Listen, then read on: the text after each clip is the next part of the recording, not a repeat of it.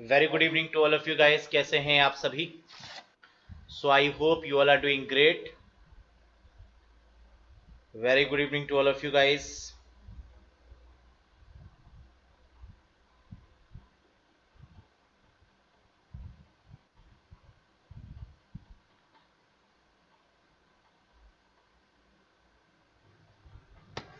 तो previous session में हम लोग बात कर रहे थे रिगार्डिंग ऑपरेटिंग सिस्टम के, तो इसी को ही हम लोग आगे प्रोसीड करते हैं। तो लास्ट टाइम पे जो हम लोग देख रहे थे वो देखा था हम लोगों ने डेडलॉक की कंडीशन के बारे में, यानी ऐसी कौन कौन सी कंडीशन हो सकती हैं जिनके वजह से हमारा डेडलॉक लग सकता है। तो डेडलॉक के लिए कौन सी शर्तें हैं, है ना, इसी पर बात चल रही थी। तो हैव अ लुक देख लेते हैं एक बार ऑपरेटिंग सिस्टम और ऑपरेटिंग सिस्टम में necessary condition for a deadlock. Deadlock की कंडीशन हमने आपको समझाते हुए ये बताया था कि तब ये कंडीशन लगती है जब रिसोर्स आपके लिमिटेड होते हैं और जो पर्सन है वो उस रिसोर्स को लेना चाहते हैं और ये रिसोर्स जो है वो ऑक्युपाइड है पहले से ही, लेकिन कोई भी उस रिसोर्स को रिलीज नहीं कर रहा है, छोड़ नहीं रहा है। तो इस केस में हमारी जो कंडीशन लगेगी वो क्या होगी? डेडलॉक की कंडीशन होगी, राइट। तो यहां पर necessary condition for a deadlock क्या क्या बन सकती हैं? पहला था म्यूचुअल एक्सक्लूजन, दूसरा है होल्ड एंड वेट, तीसरा है नो प्रेमिशन और फोर्थ कंडीशन है सर्कुलर वेट की। तो ये चार कंडीशन आपकी मिलके बनाती हैं क्या? डेडलॉक। अब एग्जाम में एक क्वेश्चन ये पूछा जाता है कि इनमें से कौन सी कंडीशन डेडलॉक में नहीं होती, है ना। तो ये चार होती हैं और इनके अलावा कोई भी कंडीशन अगर आपको मिलेगी तो वो कंडीशन डेडलॉक की नहीं होगी। जहां हमने आपको हर एक स्टेज के बारे में बताया था कि म्यूचुअल एक्सक्लूजन क्या होता है, होल्ड एंड वेट क्या होता है, नो प्रेमिशन और सर्कुलर वेट क्या है। म्यूचुअल एक्सक्लूजन वो कंडीशन होती है जहां पर प्रोसेस आम सहमति से किसी भी टास्क को एग्जीक्यूट करते हैं, है ना। म्यूचुअल एक्सक्लूजन का मतलब क्या हो गया कि दोनों में क्या है, आम सहमति है कि कौन सा प्रोसेस पहले जाएगा, कौन कितनी देर तक एग्जीक्यूट करेगा, ये प्रोसेस खुद डिसाइड करता है। That is called mutual exclusion. Hold and wait condition ये होती है कि एक प्रोसेस किसी को होल्ड करके रखा हुआ दूसरे को वेट करवा रहा है, यानी कोई भी उसको रिलीज नहीं कर रहा। That is hold and wait condition, इसका होना मैंडेटरी है। तीसरा है देयर मस्ट बी नो प्रेमिशन, यानी कोई भी प्रोसेस को ले नहीं रहा है, बीच में से कोई भी प्रायोरिटी नहीं है ना, यानी इंटरप्ट नहीं हो रहा है, या फिर हम कह सकते हैं कि कोई छीन भी नहीं रहा है किसी प्रोसेस को। तो नो प्रेमिशन का केस है। और लास्ट है सर्कुलर वेट। अगर ये चारों कंडीशन आपकी होती हैं तो इस केस में डेडलॉक आपका क्या होगा?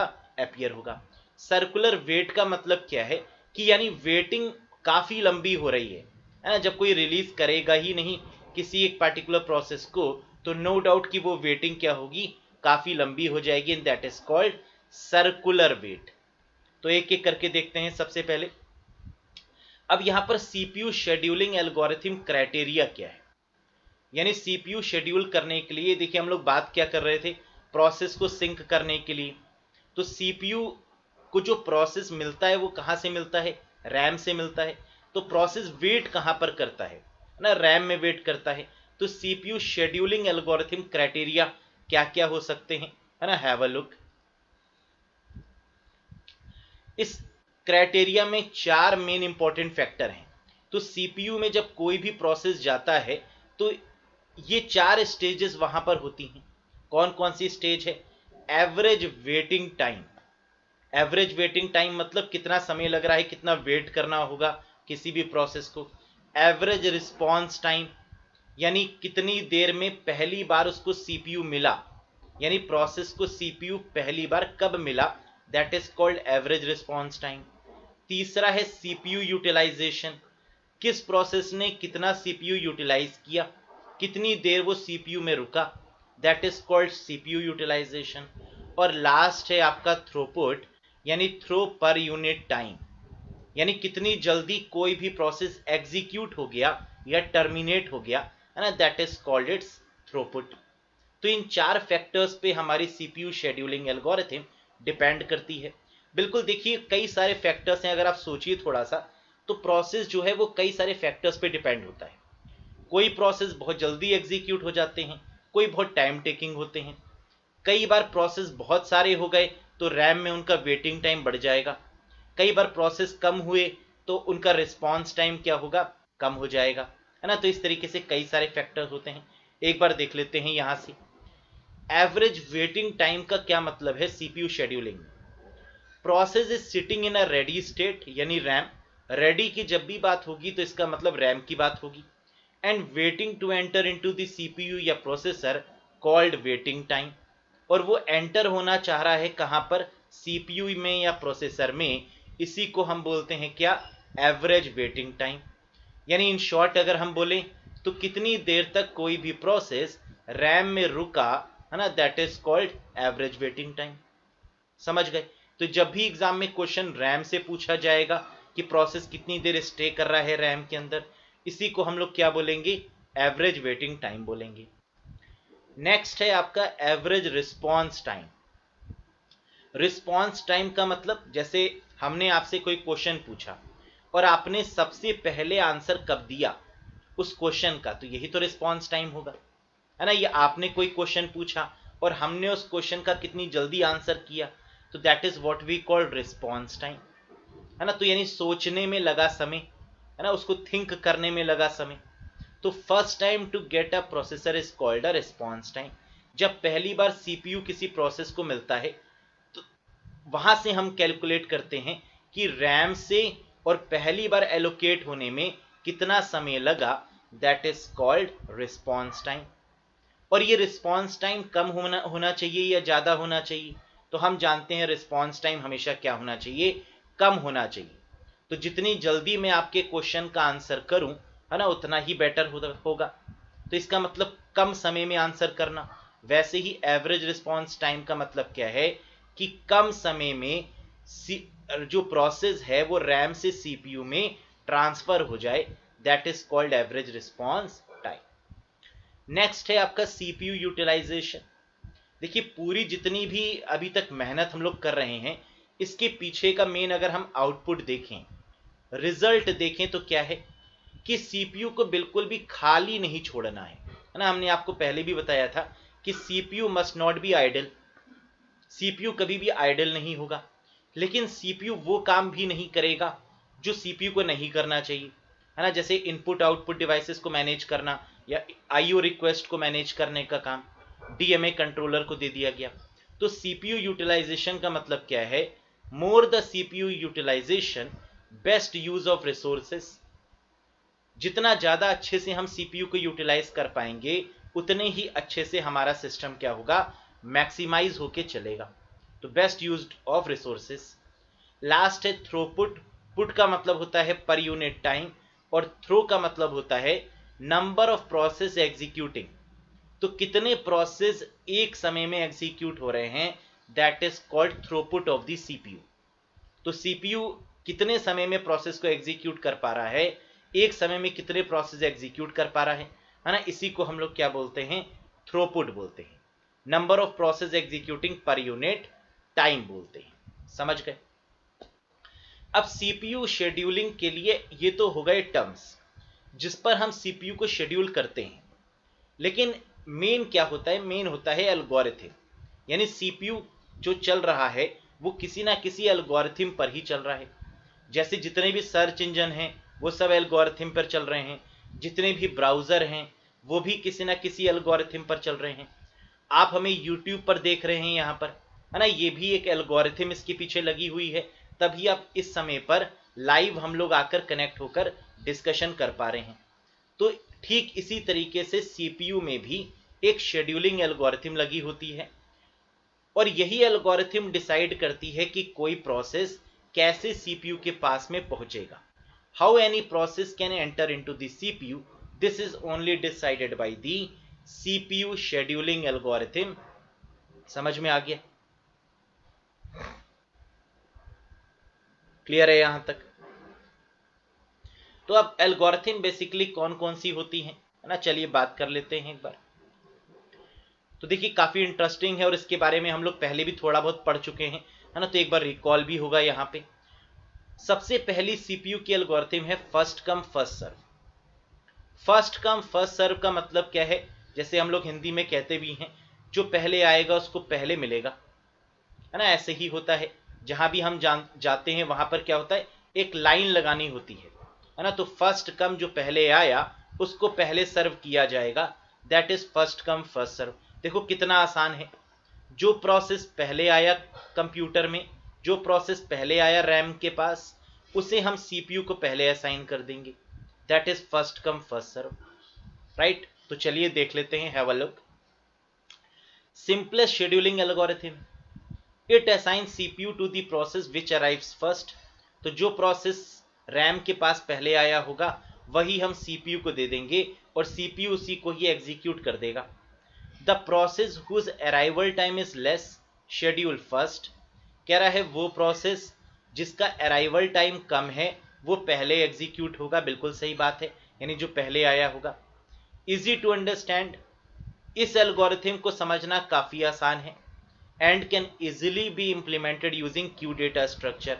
और इसे हम क्यू के तहत, यानी क्यू में जैसे हम लोग करते हैं फर्स्ट कम फर्स्ट सर्व, वैसे ही इसमें भी हम एल्गोरिथम इस्तेमाल करते हैं। Always non primitive in nature, देखिए बिल्कुल फैक्ट है कि अगर हम क्यू के अकॉर्डिंग किसी को अरेंज कर रहे हैं तो वहां पर प्रिमिशन यानी छीनने का तो सवाल ही नहीं उठता है ना, क्योंकि एक लाइन के अकॉर्डिंग ही होगा। लेकिन क्या आपको लग रहा है कि यहां पर कोई कमी है? क्या इस फर्स्ट कम फर्स्ट सर्व में कुछ कमियां होती हैं या नहीं होती? जैसे सपोज करिए आप लाइन में लगे हुए हैं और आप अपने नंबर का इंतजार कर रहे हैं, ये होता तो बहुत अच्छा है ना, एक डिसेंट सा लगता है, लेकिन इसमें कमी भी है। क्या आप लोग वो कमी बता सकते हैं? देखिए दूसरी एल्गोरिथम तभी आएगी जब पहले वाले में कुछ कमी होगी। तो फर्स्ट कम फर्स्ट सर्व में नो डाउट कुछ लूपहोल्स थे, कुछ ड्रॉबैक थे, जिसकी वजह से आपकी सेकंड एल्गोरिथम देखने को मिली। तो बिल्कुल यहां पर एक कमी हमें दिखी, वो क्या? सपोज करिए हम लाइन में खड़े हुए हैं और एक सीनियर सिटीजन आता है, लेकिन फर्स्ट कम फर्स्ट सर्व कहता है ना, हमें सिर्फ उसी को ही प्रायोरिटी देनी है जो लाइन में सबसे आगे है। तो वो सीनियर सिटीजन को भी क्या कर देगा, इग्नोर कर देगा। सपोज करिए उस लाइन में कुछ फीमेल्स भी लगी हुई हैं, है ना, और हम जानते हैं कि फीमेल्स को प्रायोरिटी पहले मिलनी चाहिए, राइट। तो अगर हम इस एल्गोरिथम के तहत चलेंगे तो फर्स्ट कम फर्स्ट सर्व में ये फीमेल्स को भी प्रायोरिटी नहीं दे रहा होगा, ना सीनियर सिटीजन को दे रहा होगा, ना कोई ऐसे पर्सन को दे रहा होगा जो विजुअली इम्पेयर्ड है ना। जो विजुअली इम्पेयर्ड है उनको भी प्रायोरिटी पहले मिलनी चाहिए उस लाइन में, लेकिन ऐसा यहां पर कुछ भी नहीं हो रहा होगा। इसका मतलब कि एक बड़ी कमी हमने देखी कि ये प्रायोरिटी को इग्नोर कर रहा था। क्या कर रहा था? प्रायोरिटी को इग्नोर कर रहा था। इसलिए हमने एक सेकेंड एल्गोरिथम यहां पर इंट्रोड्यूस करी, वो क्या थी? Shortest job first scheduling algorithm. देखिए एक कमी और भी यहां पर दिखी, एक तो प्रायोरिटी की कमी दिखी, दूसरी अगर आप सोचें तो सोचिए जो लाइन में सपोज करिए एक पर्सन आगे खड़ा हुआ है, उसको 1 घंटे का काम है, और जो उसके पीछे खड़ा हुआ है लाइन में उसको 1 मिनट का काम है। तो आपको क्या लगता है कि पहले 1 मिनट वाले को प्रायोरिटी दे देनी चाहिए, है ना, क्योंकि जो 1 घंटे का जिसका काम है उसके लिए पूरी लाइन को रोक के रखना, that is not a decent idea. Agree or not? तो इसलिए कई सारी प्रॉब्लम देखी गई फर्स्ट कम फर्स्ट सर्व में, जिसकी वजह से सेकंड जो आपकी एल्गोरिथम आई सीपीयू शेड्यूलिंग के लिए, वो रही shortest job first scheduling algorithm.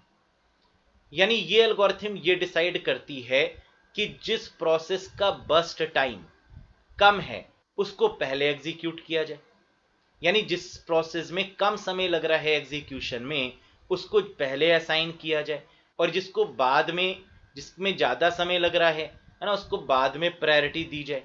तो ये है वो आपकी shortest job first scheduling algorithm. बात करते हैं अब। देखिए ये जो SJFS है ये दो में डिवाइडेड है, पहला है शॉर्टेस्ट जॉब फर्स्ट और दूसरा है शॉर्टेस्ट रिमेनिंग टाइम फर्स्ट। इन दोनों में एक डिफरेंस है, जो शॉर्टेस्ट जॉब फर्स्ट है वो नॉन प्रिमिटिव नेचर की है, लेकिन जो शॉर्टेस्ट रिमेनिंग टाइम फर्स्ट है वो प्रिमिटिव नेचर की है। देखिए वैसे अगर हम देखें तो शॉर्टेस्ट जॉब फर्स्ट शेड्यूलिंग, है ना, यहां से हमें क्या पता चल रहा है कि जिसकी प्रायोरिटी जो है वो, मतलब जिसमें जो एग्जीक्यूट करने में जो समय लग रहा है है ना, वो कम है, उसको पहले मिलना चाहिए। तो एक तरीके से आप देख रहे हैं कि यहां पर क्या हो रहा है, नॉन प्रेमिशन का केस दिख रहा है ना। यहां पर भी जो पहले जाएगा कम समय के लिए होगा, एग्जीक्यूट हो जाएगा और चला जाएगा। लेकिन कुछ कई बार यहां पर प्रेमिशन का केस भी लगेगा, तो इसलिए ये एक ऐसी एल्गोरिथम है जिसमें नॉन प्रेमिटिव और प्रेमिटिव दोनों केसेस देखने को मिलते हैं। ठीक है, पहले वाले केस में कोई भी प्रेमिशन नहीं था क्योंकि फर्स्ट कम फर्स्ट सर्व वाला केस था, जो पहले जाएगा वो पहले एग्जीक्यूट होगा, इसमें कोई भी प्रेमिशन नहीं है। सेकंड वाले केस में जहां पर शॉर्टेस्ट जॉब को हमने प्रायोरिटी दी है, यहां पर प्रेमिशन केस भी है और नॉन प्रेमिशन का केस भी है। तीसरा देखिएगा, तीसरा केस है प्रायोरिटी एल्गोरिथम। अब देखो दोनों में हमने कोई ना कोई कमी फील करी। पहले में कमी हमने ये फील करी कि फर्स्ट कम फर्स्ट सर्व था सिर्फ। दूसरे में हमने देखा सिर्फ शॉर्टेस्ट जॉब था, यानी जिसको कम समय लग रहा था उसको पहले एग्जीक्यूट कर रहे थे। तीसरी है आपकी प्रायोरिटी एल्गोरिथम, यानी यहां पर हम ये देख रहे हैं कि हमें प्रायोरिटी किसको देनी चाहिए। जैसे सीनियर सिटीजन है तो उसको पहले प्रायोरिटी दे देंगे, विजुअली इंपेयर्ड है ना, उसको अगेन प्रायोरिटी दे देंगे। तो इस बारे में यहां पर बात हो रही है, यानी प्रायोरिटी एल्गोरिथम। अब आप जानते हैं कि जिस प्रोसेस की प्रायोरिटी ज्यादा होगी, है ना, उसको पहले हम एग्जीक्यूट करवा देंगे। जैसे जितनी भी इनपुट आउटपुट रिक्वेस्ट होती हैं उनकी प्रायोरिटी ज्यादा होती है। आपके सिस्टम में जो चार्जर लगा हुआ है उस प्रोसेस की प्रायोरिटी सबसे ज्यादा है ना। आप कुछ भी कर रहे होते हैं, अगर बैटरी डाउन शो होती है तो हम सबसे पहले बैटरी को कनेक्ट करते हैं, तो इसका मतलब उसकी प्रायोरिटी क्या है, सबसे ज्यादा है। सारा काम छोड़कर वो काम किया जाता है। तो इसी केस को डील आउट करने के लिए बनाई गई दैट इज प्रायोरिटी एल्गोरिथम। देखते हैं कह रहा है, वैसे अगर हम देखें तो एफसीएफएस में भी हम एक प्रायोरिटी दे रहे हैं, और वो किसको दे रहे हैं, ऑर्डर ऑफ अराइवल को, यानी जो पहले आया वो पहले एग्जीक्यूट होगा। ये भी तो एक प्रायोरिटी है ना। कह रहा है ऐसा नहीं है, एफसीएफएस भी एक तरीके की प्रायोरिटी है लेकिन प्रॉपर नहीं है। शॉर्टेस्ट जॉब फर्स्ट, यहां पर भी हम प्रायोरिटी दे रहे हैं किसको, ऑर्डर ऑफ बस टाइम को, या फिर हम कह सकते हैं ऑर्डर ऑफ एग्जीक्यूशन टाइम को। जो प्रोसेस कम समय में एग्जीक्यूट हो रहा था उसको हम पहले दे रहे थे। बस टाइम का मतलब क्या होता है, इसको भी समझ लो। बस टाइम का मतलब होता है कि वो प्रोसेस जो कम समय में एग्जीक्यूट हो जाए, है ना, that is called execution time, एक तरीके से इसको बोलते हैं, या बस टाइम भी कह सकते हैं। तो हमने शॉर्टेस्ट जॉब फर्स्ट में क्या देखा, यानी जिसमें एग्जीक्यूशन टाइम या बस टाइम कम था उसको पहले प्रायोरिटी दे दी। तो प्रायोरिटी तो वहां पर भी दी और प्रायोरिटी तो पहले केस में भी दी, लेकिन कह रहा है here a priority is associated with each process, लेकिन यहां पर हर एक प्रोसेस के साथ में प्रायोरिटी है। At any instance of time out of all available process, CPU is allocated to the process which poses the highest priority, या number में भी हायर और लोअर। देखो कितनी बढ़िया बात कह रहा है। कह रहा है सपोज करिए कि अगर कोई 5 प्रोसेस हैं और हमें लग रहा है कि फिफ्थ वाले को पहले एग्जीक्यूट करना चाहिए, है ना, तो हम उसको पहले एग्जीक्यूट करवा देंगे। फिर हमें लग रहा है नहीं अब फोर्थ वाले की प्रायोरिटी ज्यादा है, तो हम फिफ्थ वाले को रोक कर बीच में फोर्थ वाले को एग्जीक्यूट करवा देंगे। यानी प्योर यहां पर अगर हम देखें, है ना, तो हम प्रायोरिटी के अकॉर्डिंग ही एग्जीक्यूशन करवा रहे हैं। This is priority scheduling algorithm.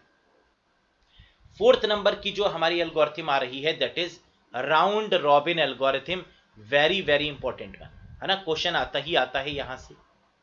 Round robin का मतलब क्या है, पहली बात तो ये है ये एक प्रेमिशन अप्रोच है, यानी यहां पर भी छीनने की प्रोसेस को किया जाता है, यहां पर भी प्रिम्प्ट किया जाता है। राउंड रॉबिन का मतलब होता है टाइम के बेसिस पर। जैसे हमने आपको स्टार्टिंग में भी बताया था कि राउंड रॉबिन जो है वो पूरी तरीके से बेस्ड है टाइम क्वांटम पर। जैसे हम हर एक प्रोसेस को एक फिक्स समय एलोकेट करेंगे, और वो समय हो सकता है 1 मिनट का हो, कि हमने एक प्रोसेस से कहा कि 1 मिनट तक आपको एग्जीक्यूट होना है। 1 मिनट तक अगर वो एग्जीक्यूट हुआ तो बहुत बढ़िया, तो वो टर्मिनेट कर जाएगा, छोड़कर चला जाएगा पूरे सीपीयू को। और अगर वो 1 मिनट में एग्जीक्यूट नहीं हुआ तो दोबारा से वो रैम में वेट करेगा अपने टर्म का। और इस तरीके से क्या होगा देखें अगर, तो रिस्पॉन्स टाइम काफी फास्ट हो रहा है ना। तो ज्यादातर जो आपके सीपीयू हैं वो राउंड रॉबिन का ही यूज करते हैं, या ज्यादातर जो आपके सर्वर हैं वो भी राउंड रॉबिन का ही इस्तेमाल करते हैं, है ना। देखिए राउंड रॉबिन में जैसे सपोज करिए एक क्लास में अगर 50 स्टूडेंट हैं और हमें हर एक को आंसर करना है, तो हम क्या करेंगे, एक समय फिक्स कर देंगे कि हर एक स्टूडेंट को हम आंसर करने के लिए 1 मिनट का समय लेंगे। तो इससे होगा क्या कि हम 50 की बातों को सुन पाएंगे और उनके कुछ हद तक हम आंसर दे पाएंगे।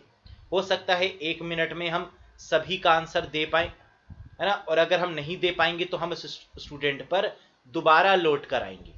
जैसे पहले स्टूडेंट को हमने आंसर किया, 1 मिनट में वो सेटिस्फाई हो गया, है ना, उसने कहा ठीक है सर समझ में आ गया।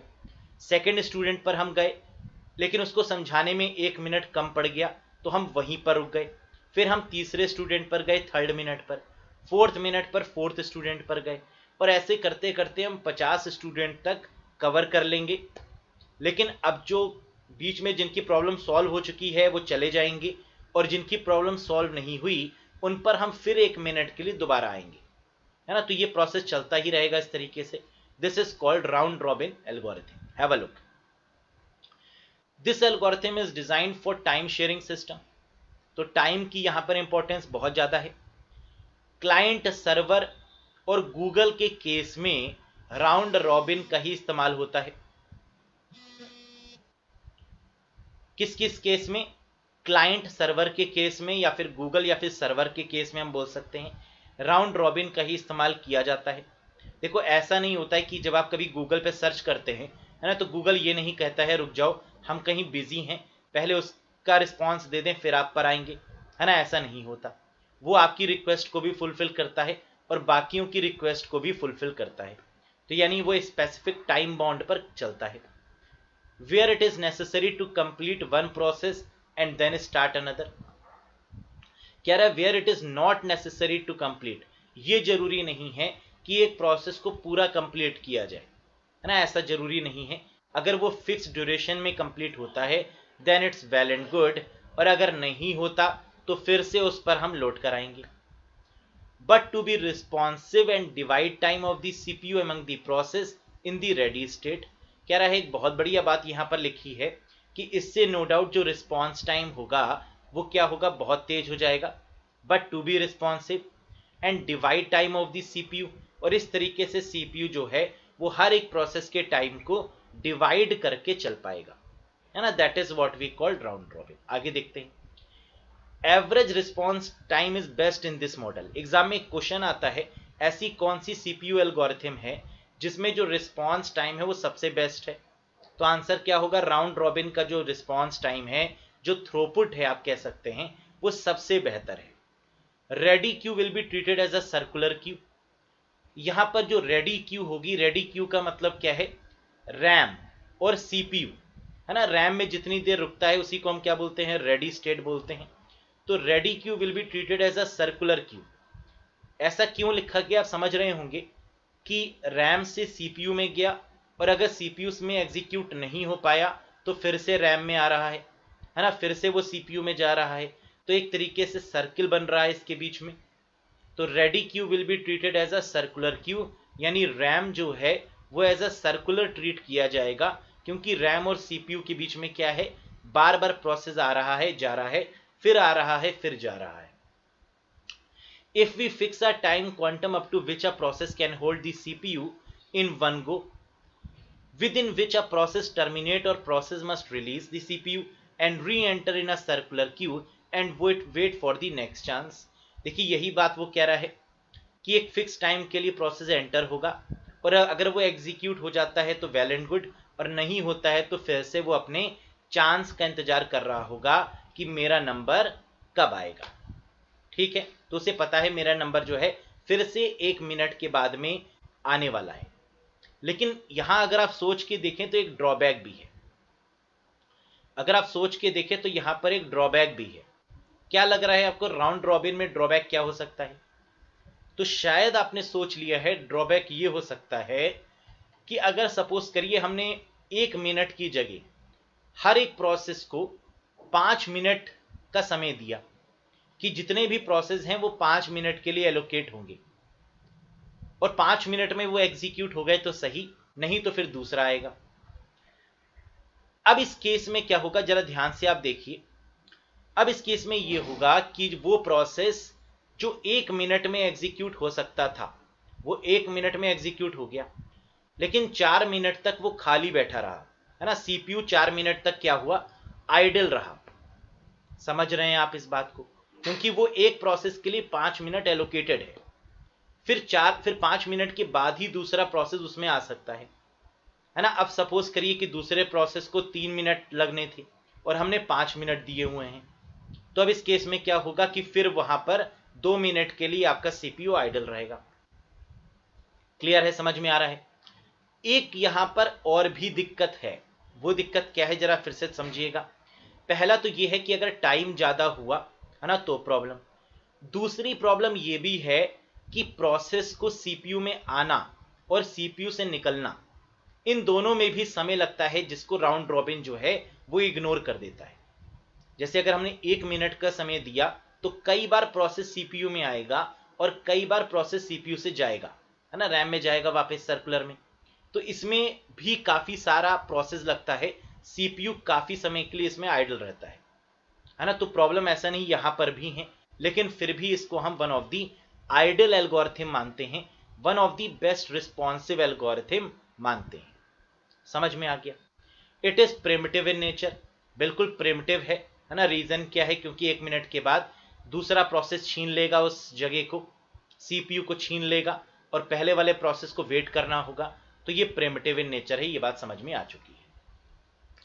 तो एक बार बताइए, यहां तक अगर आप कुछ भी पूछना चाहते हैं, जितना अभी तक हम लोगों ने डिस्कस किया है with regarding operating system, process synchronization, critical section, semaphore, है ना, और भी जितने भी हम लोगों ने कॉन्सेप्ट डिस्कस किए हैं यहाँ पर, अगर कोई भी प्रॉब्लम है तो पूछिए, वरना फिर चलते हैं क्वेश्चन आंसर की तरफ।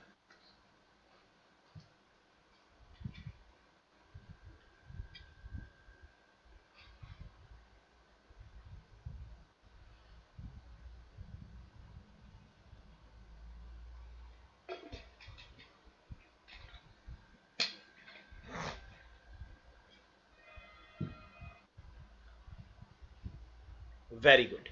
तो चलिए देखते हैं, यहां पर पहला क्वेश्चन आपके स्क्रीन पर आ चुका है, बताइएगा। Which of the following condition is required for a deadlock to be possible. कह रहा है डेडलॉक के लिए कौन सी कंडीशन यहां पर वैलिड है, रिक्वायर्ड है कि डेडलॉक हो। म्यूचुअल एक्सक्लूजन के केस में, अ प्रोसेस में hold allocate resources while awaiting assignment for other resource, no resource can be forcibly removed from a process holding it, या all of the mentioned। तो बिल्कुल आपको समझ में आ रहा होगा कि ये सारे ही टर्म्स क्या हैं, वैलिड हैं और इंश्योर करते हैं ये डेडलॉक कंडीशन को। म्यूचुअल एक्सक्लूजन के केस में होता है, होल्ड एंड वेट के केस में होता है ना, और क्या है, no resource can be forcibly remove from a process, यानी यहां पर प्रीमिशन का केस लग रहा है ना। तो एक के इस तरीके से अगर हम देखें तो ये तीनों ही केस हमारे क्या हैं, वैलिड हैं। तो आंसर क्या होगा, all of the above. Very good. दूसरा देखिए, टू अवॉइड डेडलॉक, डेडलॉक को अवॉइड करने के लिए कौन सा यहां पर बिल्कुल बेस्ट रिसोर्स है। There must be a fix number of resources to allocate. Deadlock ना हो, है ना, इसके लिए क्या करेंगे, resource allocation must be done only once, all deadlock process must be aborted, या inversion technique can be used. देखो बहुत क्लियर है, डेडलॉक को अवॉइड करने का सबसे बेहतर तरीका क्या है कि जितनी डिमांड है उतनी सप्लाई कर दें। समझ में आ रहा है। हमने आपको डेडलॉक की कंडीशन क्या समझाई थी एग्जांपल देकर, कि आप एक शादी में गए हैं, है ना, वहां पर आपको प्लेट चाहिए और सामने वाले को बाउल चाहिए, तो वो बाउल रिलीज नहीं कर रहा और आप प्लेट नहीं दे रहे, है ना। तो इस केस में रिसोर्सेस क्या है, लिमिटेड है ना। आप समझ रहे हैं रिसोर्सेस क्या है, लिमिटेड है। तो अगर हम रिसोर्सेस को फिक्स कर देंगे, या हम या ये कह सकते हैं कि रिसोर्सेस को अनलिमिटेड कर देंगे, तो इस तरीके से हम डेडलॉक को क्या कर सकते हैं, अवॉइड कर सकते हैं। तो there must be a fix number of resources to allocate. First यहां पर आपका बिल्कुल करेक्ट आंसर बनेगा। वेरी गुड, समझ में आ रहा है कॉन्सेप्ट। नेक्स्ट देखिए, suppose that a process is in blocked state. कह रहा है मान लीजिए एक प्रोसेस ब्लॉक स्टेट में चला गया। Block state waiting for some input output devices, और वो इनपुट आउटपुट सर्विस का इंतजार कर रहा है। When the service is completed it goes to the, कह रहा है जब वो सर्विस कंप्लीट हो जाएगी तो वो किस स्टेज में चला जाएगा। ब्लॉक स्टेज का मतलब होता है कि वो एक तरीके से चला गया है हार्ड डिस्क के पास, है ना। ब्लॉक स्टेज का मतलब होता है टर्मिनेट, तो आप नहीं बोल सकते क्योंकि टर्मिनेट में वो सिस्टम को ही छोड़ देता है ना, वो एग्जीक्यूट हो जाता है। आप ये बोल सकते हैं कि वो कुछ समय के लिए सस्पेंड हो गया है और वो कहाँ चला गया है, हार्ड डिस्क में। तो ये ध्यान रखिएगा, कह रहा है suppose that a process in block stage, यानी हार्ड डिस्क के पास है, waiting for some input output service, जो इनपुट आउटपुट सर्विस का इंतजार कर रहा है। When the service is completed, जब सर्विस कंप्लीट हो जाएगी, इट गोज टू दी, वो चला जाएगा किस स्टेज में, तो रेडी स्टेज में वो आपका चला जाएगा। किस स्टेज में, रेडी स्टेज में। इसका मतलब भाई सिंपल सी बात है, देखो घुमाया गया है सिर्फ। हम जानते हैं कोई भी प्रोसेस हार्ड डिस्क से रैम में आता है और रैम से सीपीयू में जाता है ना, यही तो होता है प्रोसेस। जैसे आपका कोई भी फाइल है तो वो हार्ड डिस्क में रहती है, या कोई सॉफ्टवेयर है तो उसे आप डेस्कटॉप में सेव करते हैं या सी ड्राइव में सेव करते हैं, तो वो हार्ड डिस्क में है। और जैसे ही आप उसको एग्जीक्यूट करवाते हैं तो वो रैम में आ जाता है। तो यही तो पूछ रहा था कि वो हार्ड डिस्क से रैम में आएगा तो उसे हम क्या बोलेंगे, तो that is called a ready state. समझ में आ गया। तो रेडी का मतलब होता है रैम, बस ये याद रखिएगा प्रोसेस के केस में, रेडी मतलब रैम। वेरी गुड, नेक्स्ट देखिए, विच of the following does not interrupt uh running process. कह रहा है विच ऑफ द फॉलोइंग, इनमें से कौन सा does not interrupt uh running process, running process को इंटरप्ट नहीं करता, यानी जो सीपीयू जिसको एग्जीक्यूट कर रहा है ना, उसे इंटरप्ट नहीं करेगा। A device, timer, scheduler process या पावर फेलियर। अब देखिए एक चीज समझिएगा, इंटरप्ट कोई कब करता है, जब उसकी प्रायोरिटी हाई होती है ना। इंटरप्ट कोई कब करता है, जब उसकी प्रायोरिटी क्या होती है, हाई। जैसे सपोज करिए मैं पढ़ा रहा हूं और आपने बीच में कहा कि सर रुकिएगा जरा, हमें इसका मतलब समझ में नहीं आया। तो इसका मतलब आपने मुझे इसलिए इंटरप्ट किया कि अगर हमें सर यही समझ में नहीं आएगा तो हम आगे कैसे समझेंगे, है ना। इसीलिए तो आप इंटरप्ट करेंगे, आप लिखेंगे एक्सक्यूज मी सर ये बता दीजिए, है ना। तो विच of the following does not interrupt, इसमें से कौन सी चीज एग्जीक्यूशन को इंटरप्ट नहीं कर सकती, देखते हैं एक एक करके। डिवाइस, डिवाइस तो इंटरप्ट कर सकती है ना। इनपुट आउटपुट डिवाइसेस होती हैं और इनकी प्रायोरिटी बहुत ज़्यादा होती है, तो ये डिवाइसेस आपकी इंटरप्ट करती हैं। दूसरा है टाइमर, टाइमर मतलब राउंड रॉबिन। राउंड रॉबिन क्या इंटरप्ट करेगा, बिल्कुल करेगा। टाइमर क्योंकि लगा हुआ है तो एक समय के बाद में जब वो टाइम कंप्लीट हो जाएगा, चाहे वो 1 सेकेंड हो या 1 मिनट, उसके बाद वो इंटरप्ट कर देगा पहले वाले प्रोसेस को, है ना, उसको रोक देगा और खुद चला जाएगा। तीसरा है शेड्यूलर प्रोसेस। शेड्यूलर का मतलब क्या है कि उसको एक समय के लिए सीमित कर दिया गया कि देखो तुम्हें अब एग्जीक्यूट होना ही है और बिना एग्जीक्यूट किए तुम नहीं निकलोगे, है ना। तो शेड्यूलर अगर हम कर देंगे, किसी भी प्रोसेस को शेड्यूल कर देंगे तो वहां पर इंटरप्ट नहीं होगा, है ना। तो आंसर क्या होगा, in scheduler case there must be no interrupt. जैसे हमने आपसे कह दिया एक काम करिए, अगर आपका कोई भी क्वेश्चन है तो या तो आप शुरू में पूछ लीजिए या सेशन के बाद में पूछ लीजिए।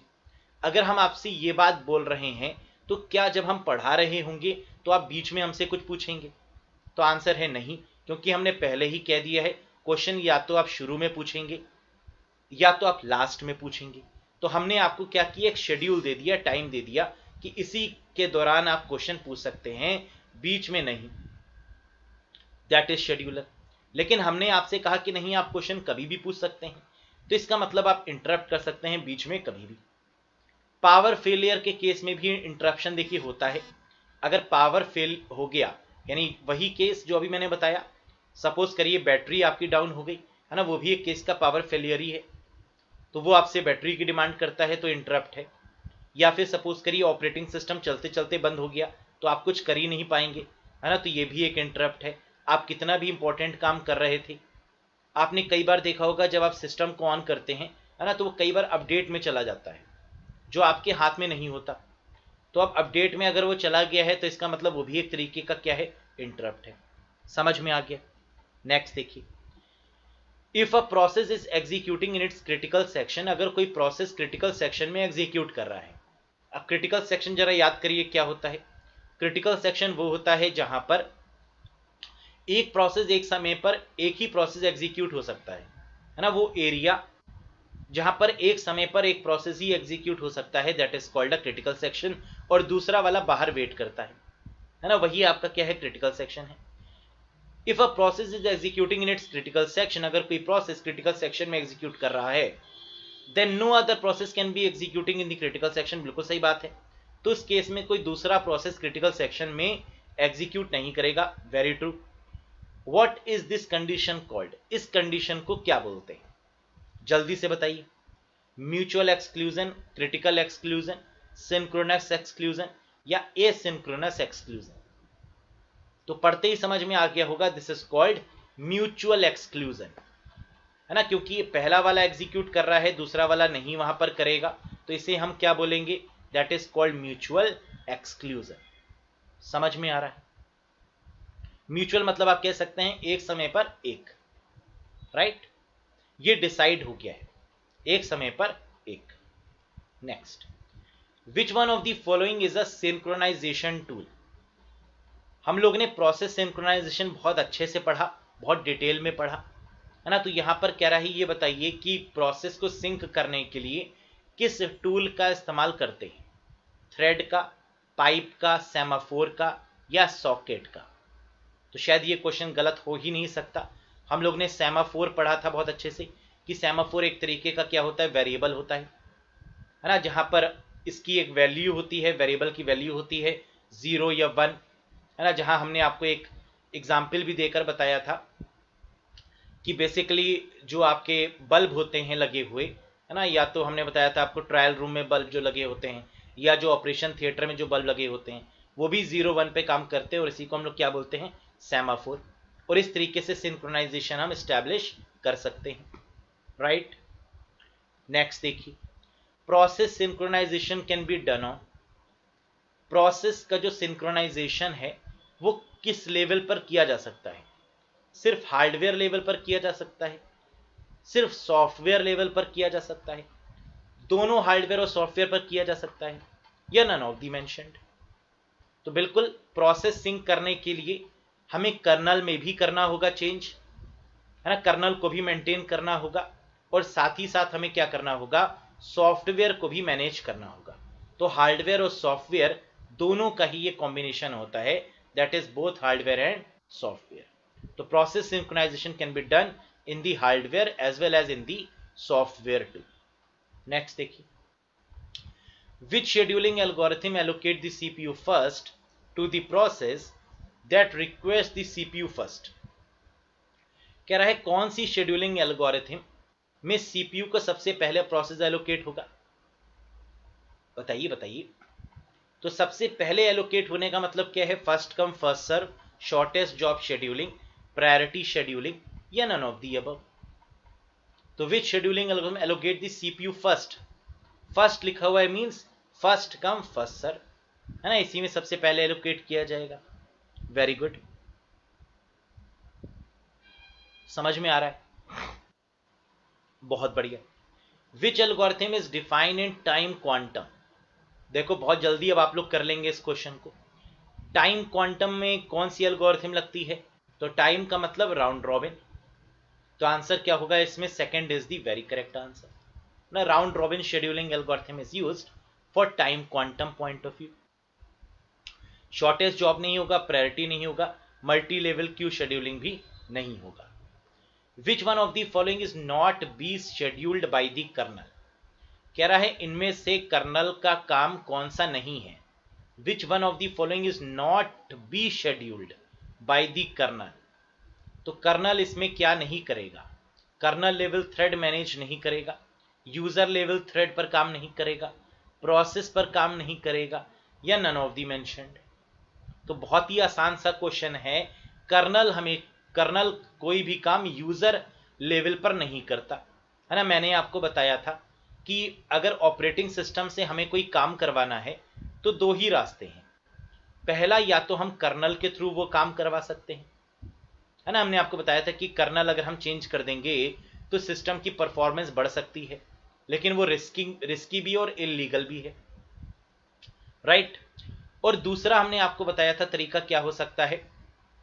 दूसरा तरीका होता है वाया सिस्टम कॉल, है ना, जहां हम सिस्टम को कॉल करवाते हैं तो वहां पे यूजर जो है वो इंटरेक्ट करता है किसके थ्रू, सिस्टम कॉल के थ्रू, कर्नल के थ्रू जाकर ऑपरेटिंग सिस्टम से, डायरेक्ट नहीं करता है। तो आंसर है user level thread kernel manage नहीं करता।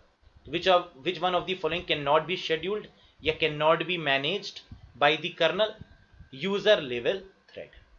ठीक है, तो ये बात हो गई हमारे कुछ बेसिक क्वेश्चंस की जो अभी तक हम लोगों ने पढ़ा उससे क्वेश्चन।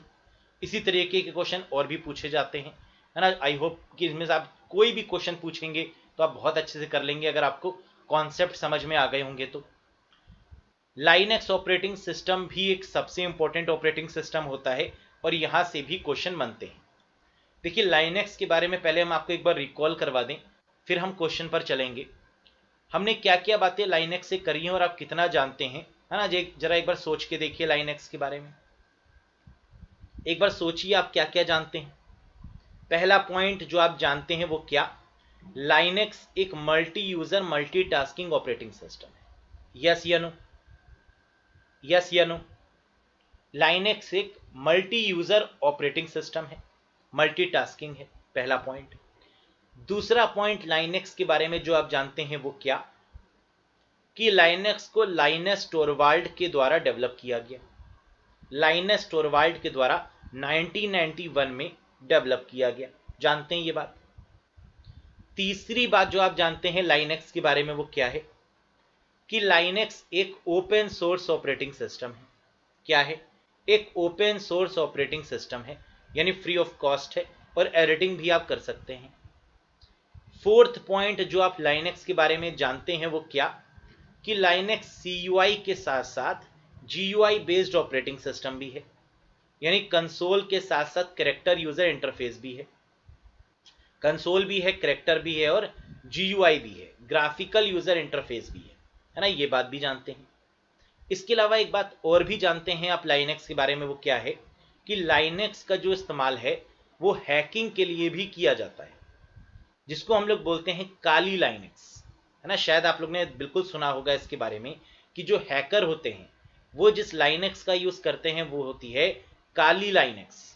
और ये काली वर्ड कैसे बना, तो Kali is named as the equivalent to the goddess Kali, है ना। महाकाली, माता काली या महाकाली कह सकते हैं, इनके नाम से ही काली लाइनक्स को ओरिजिनेट किया गया और इसकी पावर को उनकी पावर से इक्विवेलेंट तरीके से ट्रीट किया गया, है ना। That is what we called Kali Linux, जिसका इस्तेमाल हैकर करते हैं हैकिंग के लिए, या मोस्ट इथिकल हैकर्स भी करते हैं, है ना, for the ethical hacking purpose. इसके अलावा लाइनक्स के बारे में आप ये भी जानते हैं कि लाइनक्स जो टर्म है ये एक ऑपरेटिंग सिस्टम नहीं है। लाइनक्स जो टर्म है ये कर्नल है एक तरीके का, और जो ऑपरेटिंग सिस्टम है उसे हम बोलते हैं लाइनक्स डिस्ट्रो। क्या बोलते हैं, लाइनस डिस्ट्रो, ठीक है, या जिसको डिस्ट्रो भी बोलते हैं सिर्फ। तो ये बात ये हो गई लाइनक्स के बारे में जो आप लोग जानते थे।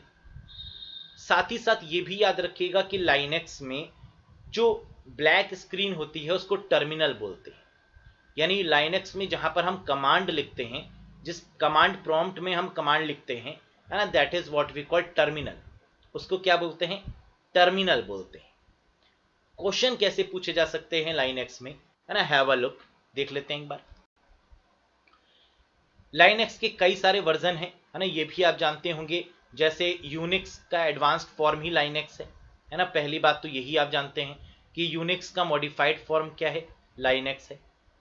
साथ में आप ये भी जानते हैं लाइनक्स के बहुत सारे वर्जन भी हैं, जैसे रेड हैट है ना, किसका वर्जन है, लाइनक्स का। एंड्रॉयड भी किसका वर्जन है, लाइनक्स का ही वर्जन है ना। इसी तरीके से बहुत सारे ऐसे वर्जन हैं जैसे यूबुंटू, है ना, वो भी आपका लाइनक्स का ही है। ओपन सोलरिस ये भी लाइनक्स का ही है ना। तो ऐसे बहुत सारे इसके वर्जन भी हैं, देख लेते हैं। क्या रहा है, what is the Linux, Linux का मैस्कॉट क्या है। मैस्कॉट मतलब समझ रहे हैं ना, कि लाइनेक्स में जो मैस्कॉट का यूज होता है वो कौन सा है, हैट, गिको, एलिफेंट या पेंगुइन। तो देखा होगा आपने, जहां पर भी लाइनेक्स लिखा रहता है उसके साथ में एक पेंगुइन बना होता है, तो पेंगुइन कहलाता है मैस्कॉट, है ना, जिससे पहचाना जाता है वो दैट। जैसे जावा में आपने देखा होगा, जावा जहां पर भी होगी वहां पर एक कॉफी मग होता है ना, जिसमें से फ्लेम्स निकल रही होती हैं, तो जावा को हम कॉफी से जज करते हैं, कॉफी मग से विद दी फ्लेम्स, है ना। वैसे ही हम लाइनेक्स को किससे जज करते हैं, पेंगुइन से। नेक्स्ट देखिए, what does grub stands for in Linux. Linux में एक बूट लोडर होता है जिसे ग्रब बोलते हैं, तो इस ग्रब की फुल फॉर्म क्या है ये पूछी जा रही है, और इसकी फुल फॉर्म होती है ग्रैंड यूनिफाइड बूट लोडर। क्या होती है, ग्रैंड यूनिफाइड बूट लोडर। जैसे कि हम लोग जानते हैं कि विंडोज में भी आपका बूट लोडर होता है, जिसे हम बूट स्ट्रैप लोडर बोलते हैं, है ना, सुना होगा आप लोगों ने, बूट स्ट्रैप लोडर, जिसकी मदद से हमारी बूटिंग परफॉर्म होती है। वैसे ही लाइनेक्स में जो बूटिंग टूल होता है उसे हम क्या बोलते हैं, GRUB, grand unified boot loader. Next देखिए, Linux kernel was written by. तो लाइनेक्स बेसिकली क्या है, कर्नल है रेदर देन ऑपरेटिंग सिस्टम। तो इसको किसने लिखा है, brain Kernighan, Dennis रिच्ची, Richard Stallman या लाइनस टोरवाल्ड। तो बिल्कुल यहां पर सही आंसर क्या होगा, लाइनस टोरवाल्ड यहां पर करेक्ट आंसर बनेगा। Linus Torvald is the correct one. Next देखिए, which directory contains all the files needed to boot the Linux system. कह रहा है लाइनेक्स सिस्टम को बूट करने के लिए कौन सी डायरेक्टरी, है ना, कौन सी डायरेक्टरी में सारी फाइल्स होती हैं जो लाइनेक्स को बूट करने के लिए रिस्पॉन्सिबल होती है। तो which directory contain all the files needed to boot the Linux system, dev, boot, bin या रूट। तो आंसर है बूट डायरेक्टरी होती है। कौन सी डायरेक्टरी होती है, बूट डायरेक्टरी। अब देखिए डायरेक्टरी का मतलब क्या है, जरा ये भी आप समझ लीजिए। एक डायरेक्टरी होती है और एक सब डायरेक्टरी होती है, दो चीजें होती हैं। डायरेक्टरी का मतलब होता है फोल्डर, और सब डायरेक्टरी का मतलब क्या होता है, फोल्डर के अंदर फोल्डर। और डायरेक्टरी बेसिकली होती क्या है, directory is a collection of sub directory, और we can say directory is a collection of files, है ना। जैसे MS DOS में हम लोग डायरेक्टरी का इस्तेमाल करते हैं, वैसे ही लाइनेक्स में भी हम डायरेक्टरी का इस्तेमाल करते हैं। नेक्स्ट देखिए, the RM command is use to. Linux में RM कमांड का यूज क्यों किया जाता है। देखिए लाइनेक्स की बात करें या MS DOS की बात करें, दोनों में ही RM कमांड का यूज होता है। और RM का मतलब क्या होता है, remove a kernel module owned by you, run a M4 macro, mount a remote file system, delete a file. क्या होगा, बिल्कुल करेक्ट आंसर होगा रिमूव करने के लिए, या हम कह सकते हैं डिलीट करने के लिए किसी भी फाइल को, है ना, RM कमांड का यूज होता है। तो आंसर क्या होगा, to delete a file. Remove a kernel नहीं, बल्कि remove a file is the correct answer, और delete a file is a correct answer.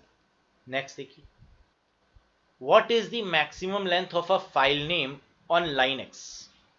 देखियो मैक्सिमम लेंथ से दो क्वेश्चन बनते हैं, एक तो MS DOS की फाइल की भी मैक्सिमम लेंथ पूछी जाती है, और दूसरा लाइनेक्स में जो फाइल क्रिएट होती हैं उसकी भी मैक्सिमम लेंथ आपसे पूछी जाती है ना। तो ये दोनों ही क्वेश्चन आपको पता होने चाहिए।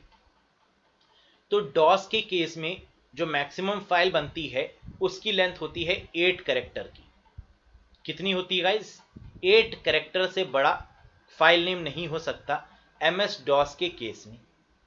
जबकि लाइनेक्स में ये जो लिमिट रखी गई है वो कितनी है, वो बाइट के फॉर्म में है, दैट इज 255 बाइट। क्या है, 255 बाइट से ज्यादा आपकी फाइल का साइज नहीं हो सकता है, किसमें, लाइनेक्स के केस में। ठीक है, नेक्स्ट देखिए, how applications communicate with kernel. कोई भी एप्लीकेशन जो है वो कर्नल से कैसे कम्युनिकेट करती है। Not disclosed by Linux team, इसको डिस्क्लोज ही नहीं किया गया है। SSL के थ्रू, सिस्टम कॉल के थ्रू, या शेल के थ्रू। बताइए, बता चुके हैं हम आपको ये।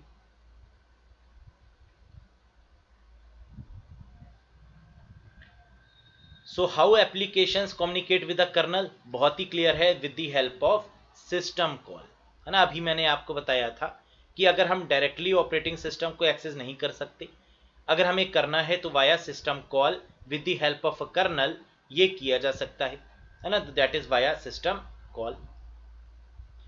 The system call in Unix is written using which language, कह रहा है ये जो सिस्टम कॉल है इसे यूनिक्स में किस लैंग्वेज के थ्रू लिखा जाता है। जावा के थ्रू लिखी गई सिस्टम कॉल्स, सी, सी प्लस प्लस, असेंबली, बताइए।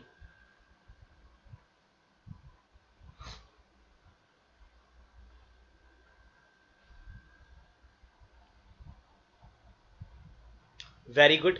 तो देखिए सिस्टम कॉल जो होती है वो हार्डवेयर के बेहद करीब होती है ना। सिस्टम कॉल क्या है, ये डायरेक्टली क्योंकि ऑपरेटिंग सिस्टम को इस्तेमाल करती है तो इसका मतलब कि ये हार्डवेयर के बहुत क्लोज है। और ऐसी कौन सी लैंग्वेज है जो हार्डवेयर के सबसे क्लोज है, तो आंसर है C is the very first language which is close to the hardware, है ना। सबसे क्लोज कौन सी है, सी। इसलिए आप देखते हैं ज़्यादातर जो ड्राइवर्स बनाए जाते हैं, है ना, वो सी की मदद से बनाए जाते हैं। या जितने भी आर्टिफिशियल इंटेलिजेंस पर भी जो काम हो रहा है आजकल, है ना, वहाँ पर भी सी की एक अहम भूमिका है। तो C is called the mother of all the language, है ना। जितनी सिंपल है ये, और आजकल देखा जाए तो मैक्सिमम लोग सी का इस्तेमाल ही नहीं कर रहे हैं, है ना। उनको लगता है कि सी सिर्फ कमांड बिल्ड करती है, ऐसा नहीं है।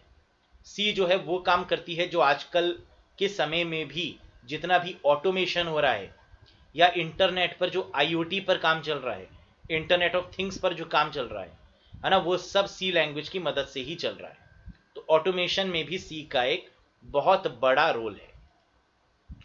Default file system type of Linux is, कह रहा है लाइनेक्स में एक डिफॉल्ट फाइल सिस्टम होता है, इसे क्या बोलते हैं।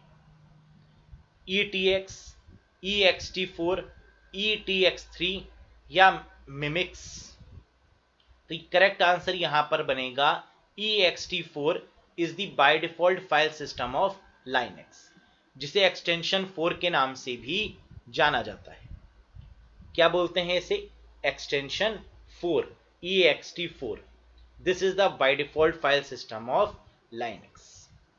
नेक्स्ट देखिए, which command is used to display the operating system name, operating system के नाम को डिस्प्ले करना के लिए कौन सा कमांड यूज करते हैं।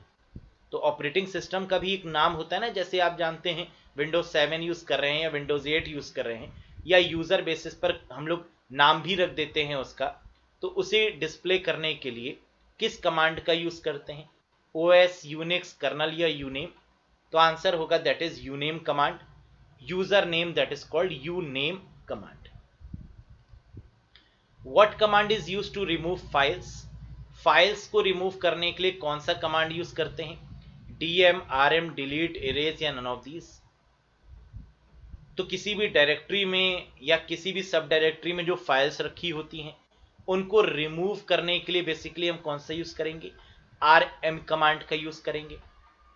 किसका यूज करेंगे, RM कमांड यानी रिमूव कमांड का यूज करेंगे, that is called RM। Next देखिए, which command is use to remove the directory, अगर हमें पूरी डायरेक्टरी को ही रिमूव कर देना है यानी पूरे फोल्डर को ही रिमूव कर देना है ना, तो हम किसको करेंगे, फाइल को करना हो तो RM हो गया, और अगर डायरेक्टरी को करना हो तो RMDIR होगा, रिमूव डायरेक्टरी RMDIR। ठीक, तो डिफरेंस क्या है, RM की मदद से हम फाइल और RMDIR की मदद से डायरेक्टरी यानी फोल्डर को डिलीट करते हैं। समझ में आ गया, यस या नो। तो इसी के साथ आपका जो ऑपरेटिंग सिस्टम का जो टॉपिक है ना, वो खत्म होता है। तो अभी तक हम लोग ने कई सारे टॉपिक फिनिश किए हैं जिसमें ऑपरेटिंग सिस्टम भी आपका एंड हो चुका है।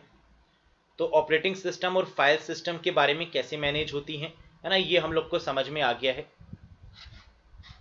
अब इसके बाद जो टॉपिक हम शुरू करेंगे वो टॉपिक आपका रहेगा दैट इज डेटाबेस, है ना। This is one of the very very important topic, और ये टॉपिक ऐसा है जिसमें कई सारे सब टॉपिक भी आपके इंक्लूड होते हैं, जैसे डेटाबेस क्या है, डेटाबेस की हायरार्की क्या है, डेटाबेस में बिट क्या होता है, बाइट क्या होता है, फील्ड क्या है, फाइल क्या है ना, इसके बारे में पढ़ेंगे।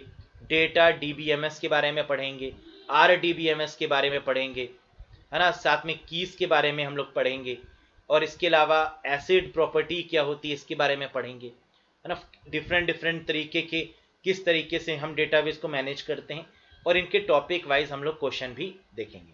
तो that's all for today guys, है ना, थैंक यू वेरी मच। बाकी नेक्स्ट सेशन से हम लोग स्टार्ट करेंगे, दैट इज डेटाबेस।